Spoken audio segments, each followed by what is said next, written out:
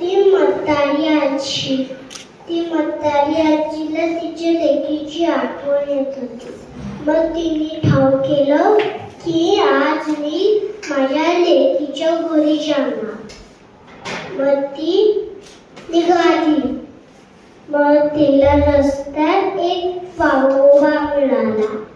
तो वाघोबा म्हटला, ए म्हातारी आजी, कुठे चालली? मी तुला खाऊन टाकेन. मग म्हातारी आजीने म्हटलं, अरे वाघोबा, तुला आताच माझं खाऊन काय फायदा? फक्त हड्डीच मिळेल माझी. बघ मी किती नरम आहे. मी पेन तू रोटी खाते, जाडजूड होते, मग तू मला खा. मग वाघोबा म्हटला, ठीक आहे, पण मला फसवायचं नाही. मग ती निघाली. नंतर रस्त्यात कोल्हा मिळाला. कोल्हा म्हटला, ए म्हातारी आजी, कुठे चालली? मी तुला खाऊन टाकेन.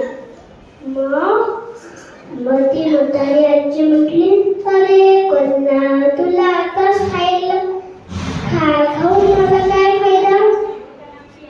मी तूप रोटी खाते, झाडझूड होते, मग तू मला खा. मग कोल्हा पण म्हणतो, ठीक आहे, पण मला फसवायचं. मग ती निघाली. मग नंतर तिच्या लेकीचं घर तिथेच पोहोचलं.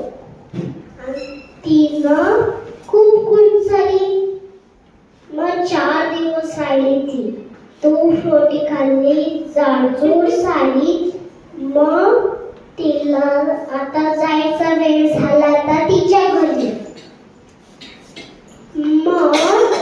मग ती खूप घाबरली.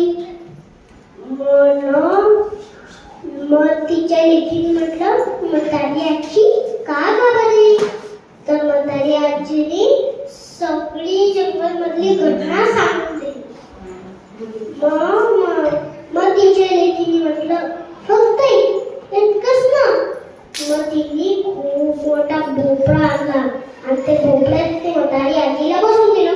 मग ती निघाली.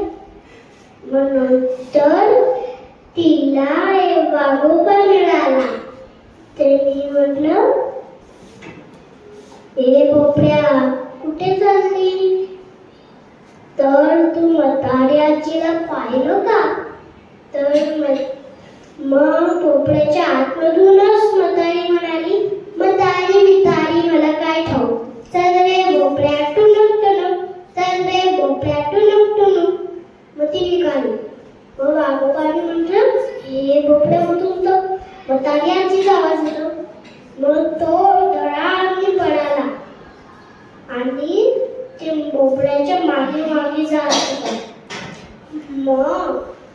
मग काय? मग समोरून वाघोबा आला आणि मागून कोल्हा आला. मग वाघोबाने म्हातारी आजीला भोपळ्यातून बाहेर यायला सांगितलं. मग ती बाहेर आली. मग ते म्हातारी आजी म्हटलं तर आता मी जाड झाली ना, आता खा मला. पण हे सांगा, माझं डोकं, हात, पाय कोण खाणार? तर कोल्हा म्हणाला, नाही मी खाणार.